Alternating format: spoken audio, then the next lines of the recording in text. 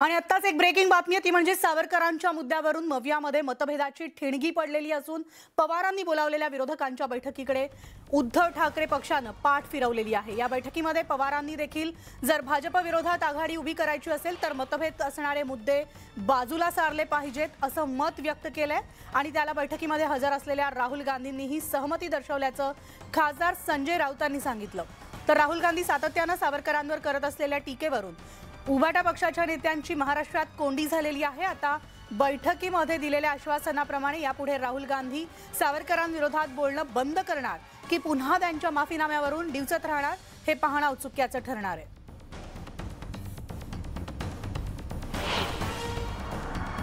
वीर सावरकर हे एक महान देशभक्त होते, ते एक महान क्रांतिकारक होते, ते एक महान समाजसुधारक होते आणि शिवसेनेला आमच्या संपूर्ण महाराष्ट्राला त्यांच्याविषयी कायम आदर आहे। त्याच्यामुळे आम्हाला या ढोंग्यांनी वीर सावरकर सांगण्याचा प्रयत्न करू नये। आम्ही सावरकर जगतोय आणि जगलोय।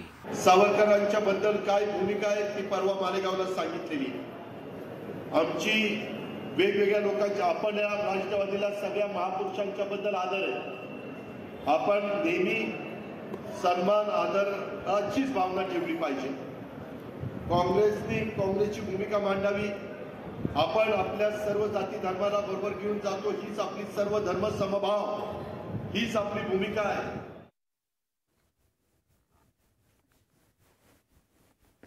तर सावरकरांबाबत काँग्रेसची भूमिका स्पष्ट आहे। उद्धव ठाकरेंनी अशा प्रकारे इशारा देणं हे योग्य नाही, तर दुहेरी निष्ठा ठेवू नका असं म्हणत काँग्रेस आमदार चौधरींनी उद्धव ठाकरेंना टोला लगावलाय। एक तर गोष्ट स्पष्ट आहे, सावरकरांनी माफी मागितली होती, माफी पत्र लिहिली हे तर रेकॉर्डवरती आहे।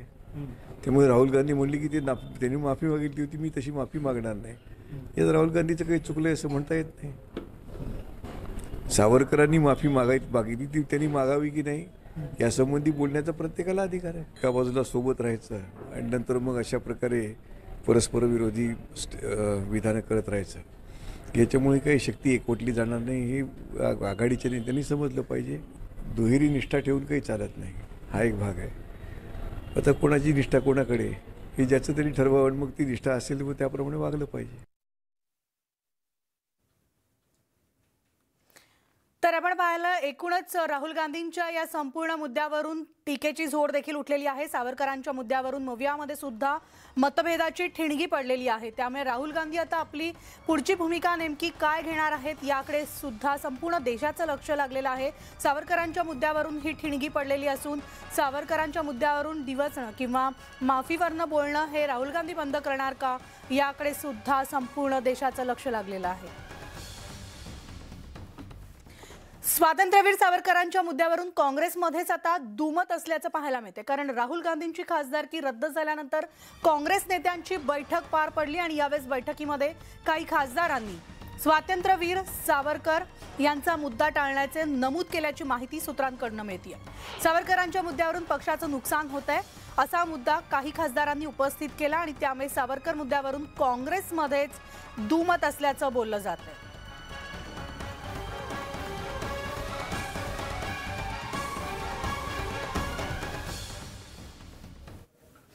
राहुल गांधींकडून सावरकरांचा सातत्याने होत असलेल्या अपमानाच्या मुद्द्यावर भाजप आक्रमक झाली आहे, कारण मुंबईमध्ये अनेक ठिकाणी भाजप युवा मोर्चाकडून आम्ही सारे सावरकर असे बॅनर्स लावण्यात आले।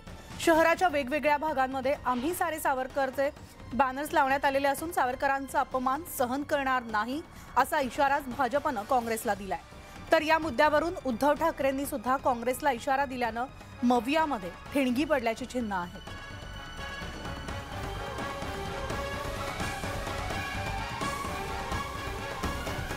तर सावरकरांचा मुद्दा आता पुन्हा चांगलाच तापणार असं दिसतंय, कारण एकीकडे आता भाजप सुद्धा आम्ही सारे सावरकर अशी बॅनरबाजी करताना दिसतात। मुंबईमधल्या विविध ठिकाणी असे बॅनर्स लावण्यात आले आहेत। तर 2 एप्रिलला छत्रपती संभाजीनगरमध्ये महाविकास आघाडीची वज्रमुठ सभा होणार आहे। मात्र या सभेच्या निमंत्रण पत्रिकेवरून राहुल गांधी यांचे फोटो गायब झाल्याचं दिसून आले।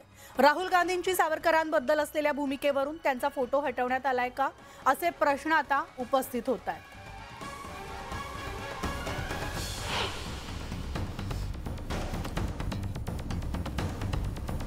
तर 2 एप्रिलला संभाजीनगरमध्ये मवियाची सभा होणार आहे आणि या सभेच्या निमंत्रण पत्रिकेवरून राहुल गांधी यांचा फोटो गायब झालेला आहे आणि त्यामुळे अनेक चर्चा आता सुरू झालेल्या आहेत। राहुल गांधींच्या मुद्द्यावरून सध्या जे राहुल गांधींचा सावरकरांविषयीचा मुद्दा गाजतोय यावरून हा फोटो गायब झालाय का अशा देखील चर्चांना आता उधाण आलेलं आहे। एकूणच महाविकास आघाडीमध्ये आता महाविकास आघाडीमध्ये बिघाडी झाली आहे की काय अशी सुद्धा चर्चा सुरू झाली आहे।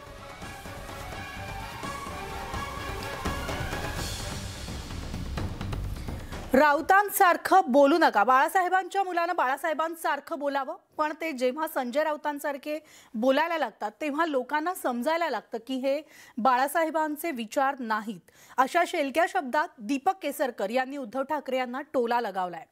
तर सावंतवाडीमध्ये ते बोलत होते।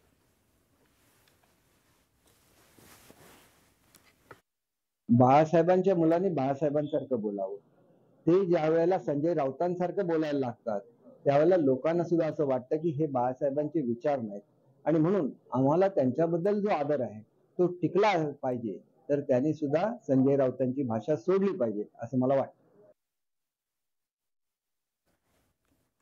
मुक्ता टिळकांच्या आजारपणामुळे टिळक कुटुंबांचा मतदारांशी राजकीय संपर्क तुटला होता आणि त्यामुळेच कसबा पोटनिवडणुकीत टिळक कुटुंबाबाहेर भाजपने उमेदवारी दिली असा गौप्यस्फोट भाजप नेते आणि उच्च आणि तंत्रशिक्षण मंत्री चंद्रकांत पाटील यांनी केलाय।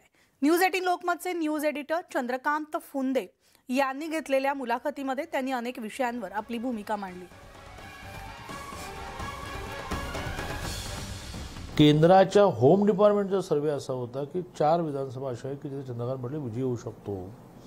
तरीही काही राजकीय समीकरणांसाठी आज तुमच्याकडे ओपन करण्याची आवश्यकता नाही, पण तुम्ही समजू शकता की राजकीय समीकरणासाठी असा आग्रह केंद्रीय नेतृत्वात धरला की तुला कोथरूडमध्ये लढावं लागेल। बाहेर लढायचं म्हणजे समजा मला सुरक्षित करायचं असं समजा केंद्रीय नेतृत्वाला वाटलं त्याच्याविषयी सुरक्षित मतदारसंघ आणखीनही होते। चर्चा अशी होती की मी मुलून लढावं, ज्या घरात जातो माणूस त्या घरातल्या कोणाला ते द्यायला लागते। पण आजारपणामुळे मुक्ताताईंचाही एक्झिस्टन्स ज्याला म्हणतो दिसणं असणं अस्तित्व हे संपलं होतं। त्या फक्त कार्यक्रमाला सुद्धा ते संपलं होतं। त्यांचे पतिराज आणि त्यांचा मुलगा दोघांनाही त्यांच्या सेवेत इतका वेळ द्यावा लागला की त्यांचा एक्झिस्टन्स ही पॉलिटिकली सोशली कमी झाला होता। त्यामुळे म्हणजे मुक्ताताई चांगल्या ॲक्टिव्हिस्ट होत्या म्हणून त्या महापौरी झाल्या, मुक्ताताई चांगल्या ॲक्टिव्हिस्ट म्हणून आमदारी झाल्या, त्यांचे मिस्टरही खूप ॲक्टिव्ह, त्यांचा मुलगा त्यांचा पदाधिकारी। पण घरातल्या परिस्थितीमुळे त्यांचा एक्झिस्टन्स कमी झाला, त्यामुळे सर्वेत ते मागे आले। आणि यानंतर आता एक ब्रेकिंग बातमी येते ती म्हणजे आमदार संजय शिरसाट यांच्या विरोधात महिला आयोगाकडे तक्रार करण्यात आली आहे। सुषमा अंधारे यांनी राज्य महिला आयोगाकडे ही तक्रार केलेली असून आमदार शिरसाट यांनी सुषमा अंधारे यांच्याबाबत अपशब्द वापरल्याचा आरोप करण्यात आलाय। सुषमा अंधारे यांनी पोलिसातही ते रीतसर तक्रार करणार असल्याची माहिती सध्या मिळतेय। तर अपशब्द वापरल्याचा आरोप सुषमा अंधारे यांनी आमदार संजय शिरसाट यांच्या विरोधात केलेला आहे। आमचे प्रतिनिधी चंद्रकांत फुंदे आपल्या सोबत आहेत। चंद्रकांत, काय सविस्तर माहिती आहे? कारण आमदार शिरसाट यांच्या विरोधात सुषमा अंधारे यांनी महिला आयोगात तक्रार केल्याची माहिती मिळते। आपल्याला माहिती जाहीर भाषणामधून संजय शिरसाट जे आपल्याला माहिती शिंदे गटाचे आमदार आहेत, जे शिवसेनेचे म्हणजे आता शिवसेना म्हणून मानले जाते अधिकृत, त्यांनी सुषमा अंधारेवरती टीका करताना अतिशय शिवराळ भाषेत ती टीका केली होती। मी हाय भाऊ तोय भाऊ, त्यांची ती सुषमा अंधारेंची ती बोलायची पद्धत आहे, पण जो टोन वापरला होता संजय शिरसाट यांनी तो निश्चितच पटणारा नव्हता। असं एक वेगळा संदेश देणारा होता, थोडा ज्याला पण असलेल्याकडे झुकणारा होता। हा टोमना होता ऍक्च्युली, आणि तो खूप जिव्हारी लागलेला आहे सुषमा अंधारेंना। म्हणून ते म्हटलं की मी रितसर फक्त तक्रार करून थांबणार नाही महिला आयोगाकडे, तर शेवटपर्यंत पाठपुरावा करणार आणि या आमदाराला सोडणार नाही। त्यांनी जी भाषा माझ्यासाठी वापरली, मी चळवळीतली कार्यकर्ती आहे, मी आज नाही ही भाषा माझी पहिल्यापासून वापरते आणि अशा पद्धतीने त्याची अशी टिंगलटवाळी आणि हेटाळणी होत असेल तर मी कदापि खपून घेणार नाही असं त्यांनी स्वतः सांगितलं आणि ते रितसर पोलिसात तक्रारही दाखल करणार। चंद्रकांत, धन्यवाद या सविस्तर माहितीसाठी। आणि यानंतर थेट जाणार आहोत, रणजित सावरकर बोलतायत। उनका मानना है, ये स्पष्ट हो रहा है। तो ये मुस्लिम पोलराइजेशन का एक जो नई चाल, जो नई राजनीति सावरकर जी के विरोध के पीछे से जो उभर कर आ रही है, उसका मैं तीव्र निषेध करता हूं। दुर्दैव की बात है कि महाराष्ट्र में भी सावरकर जी के नाम का राजनीति के लिए उपयोग हो रहा है। आज माननीय संजय राउत जी ने ऐसा कहा है कि गद्दारों को सावरकर जी का नाम लेने का अधिकार नहीं। तो मेरा एक स्पष्ट मानना है कि जो कोई व्यक्ति सावरकर जी का अपमान होने पर मैदान में उतरता है, उसी में सावरकर निष्ठ मानता हूँ। संजय राउत जी या उद्धव ठाकरे जी, इनके मन में सावरकर के बारे में आदर होगा, मगर वो तो कई कांग्रेस वालों के भी मन में है, मगर जब तक वो उसे प्रकट नहीं करते, उसके ऊपर काम नहीं करते, तो तब तक खाली बातें करना ही व्यर्थ है। और इन्होंने अल्टीमेटम देने के बाद भी कांग्रेस अपनी भूमिका से हटी नहीं है और इन्होंने कांग्रेस का साथ छोड़ा भी नहीं है। तो ऐसे इसमें अपने पक्षीय स्वार्थ के लिए शिवसेना में जो फूट हुई है, उसका तो सभी को दुख है। उद्धव ठाकरे जी की जो शिवसेना है, उसके शिवसैनिक भी उनके पार्टी के धोरण से कांग्रेस के साथ जाने के, जो सावरकर का बार बार अपमान कर रहे, आज भी नाराज है और कई कांग्रेस वाले भी नाराज है। मगर उनका जब तक आता नहीं है कुर्ती में, तब तक उसे कोई मतलब नहीं है। और मेरी विनती है कि अपने पक्षीय स्वार्थ के लिए सावरकर जी का उपयोग ना करें। जो भी सावरकरवादी है, जो भी लढणे को आ रहा है, वो सावरकरवादी हम मानते हैं। सर, संसदेत आता हा मुद्दा गाजतोय सध्या। विरोध सत्ताधाऱ्यांची मागणी आहे राहुल गांधींनी माफी मागावी सगळ्या प्रकरणाबद्दल। पण एक महत्त्वाचं आहे, काल जी बैठक झाली विरोधी पक्षनेत्यांची, त्यामध्ये शरद पवार स्वतः उपस्थित होते। त्यांनी असं म्हटलं की सावरकर आणि आरएसएस यांचा संबंध नव्हता आणि माफीवीर म्हणणं सावरकरांना हे चुकीचं आहे। हे त्यांनी सोनिया गांधी, राहुल गांधी यांच्या उपस्थितीत त्या बैठकीमध्ये मत व्यक्त केलेलं आहे शरद पवार यांनी। नाही, शरद पवारांनी मत व्यक्त केले, स्वागत आहे। शरद पवारांचं एक भाषण युट्यूबवर तुम्ही बघितलं असेल, सावरकर स्मारकातच अत्यंत चांगलं भाषण केलं होतं 1989 मध्ये। त्यामुळे शरद पवार जे म्हणतायत ते योग्य आहे, परंतु त्यांचे जे साथीदार आहेत ते जर ऐकत नसतील तर मला असं वाटतं की शरद पवारांनी अपमान करू नका असं म्हणणं, उद्धव ठाकरेंनी अपमान करू नका म्हणणं, काँग्रेसनी अपमान करत राहणं आणि या तिघांनी आघाडीही यांची कायम ठेवणं, हे एक प्रकारे नुरा कुस्ती आहे। म्हणजे मी काही बोलेन, तुम्ही काही बोला, नंतर विषय मिटवा। नाही, पण काल जी बैठक झाली त्यामध्ये काही खासदारांनी असं देखील म्हटलं सर की हा मुद्दा आता बाजूला ठेवायला पाहिजे, कारण पक्षाचं नुकसान होतंय। आणि राहुल गांधी यांनी देखील त्याला दुजोरा देत म्हटलेला आहे, मी नक्कीच तुमच्या सगळ्या मतांचा आदर करतो, काँग्रेस बगल देईल आता यापुढे या मुद्द्याला, असं वाटतं तुम्हाला? नाही, काँग्रेस बगल दिलं ठीक आहे, पण सावरकरांचा जो अपमान झालाय त्याच्याबद्दल राहुल गांधींवर कारवाई होणं हे अत्यंत आवश्यक आहे।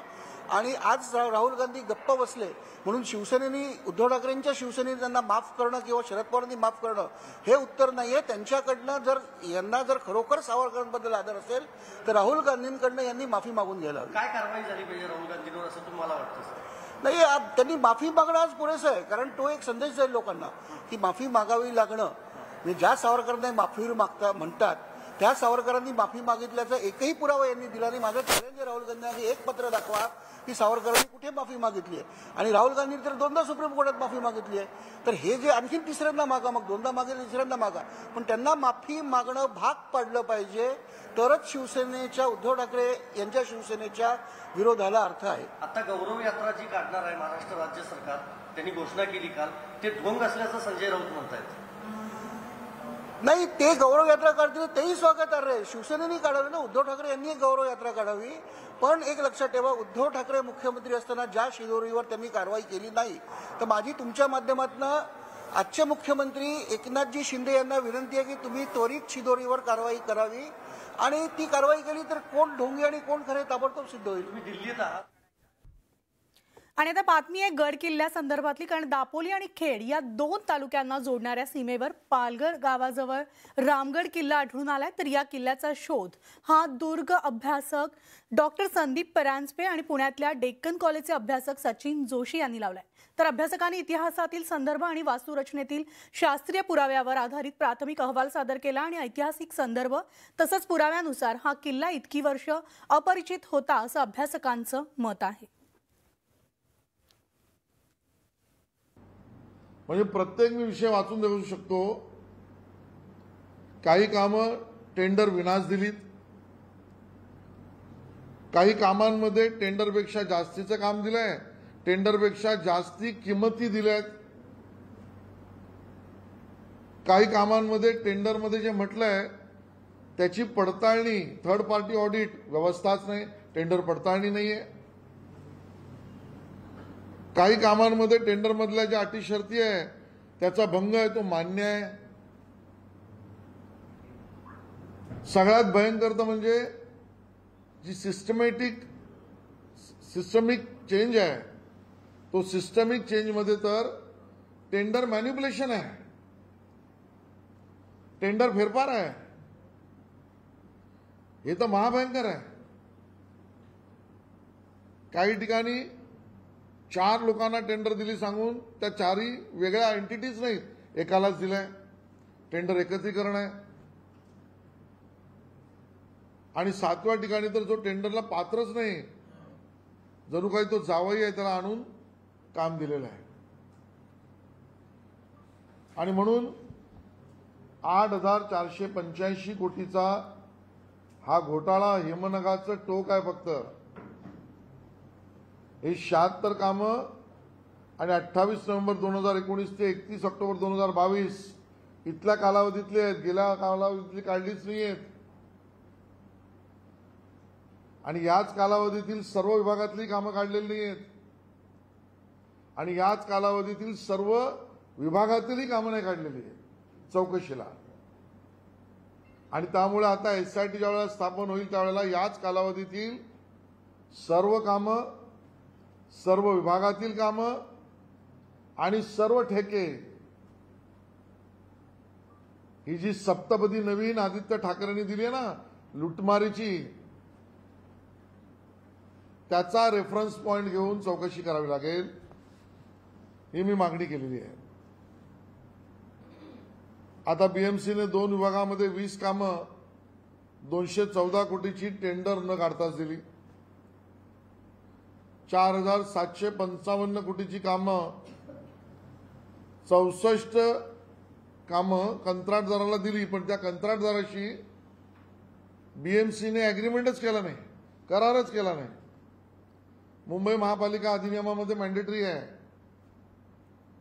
2 इंडिपेंडंट साक्षीदारांच्या सह्या घ्यायला लागतात.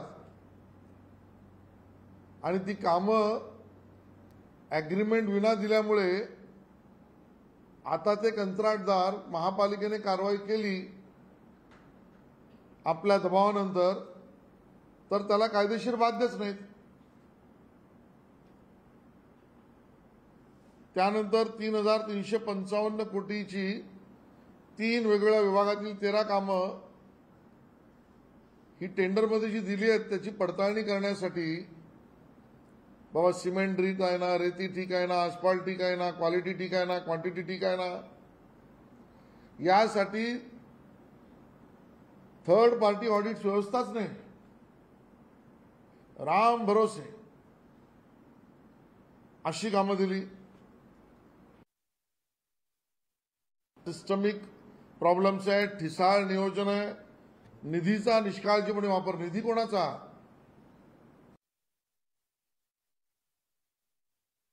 मुंबईकरांशी कसाई सारखं वागताय. आणि म्हणून कट कमिशन कंत्राटदार आणि कसाई आदित्य आणि उद्धवजी ठाकरे यांची कार्यपद्धती. कोणाचे पैसे आहेत ते? काय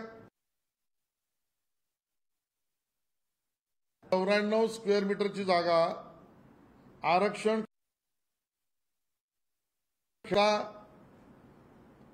विकास नियंत्रण नियमावलीमध्ये आरक्षण 2011ला ॲक्विजिशन म्हणजे अधिग्रहण ठरवलं. त्याचं मूल्य जे ठरवलं ते मूल्य ठरवण्यामध्ये सूत्र असं वापरलं, ची किंमत मूल्य ठरवतानाच 716% वाढवून टाकली. वाढ म्हणजे 716%. म्हणजे वाढीचीच किंमत 206 कोटी रुपये आहे. म्हणजे ज्या जागेची किंमत जवळजवळ 130 कोटी असती, त्या जागेची किंमत अधिग्रहणाची मोजताना जे मूल्य वापरलं त्याने ती 130 कोटीची जागा 349 कोटी करून टाकली. आणि आता बुलेटिनमध्ये पाहणार आहोत 25 मिनिटात 50 बातम्या अतिशय वेगवान.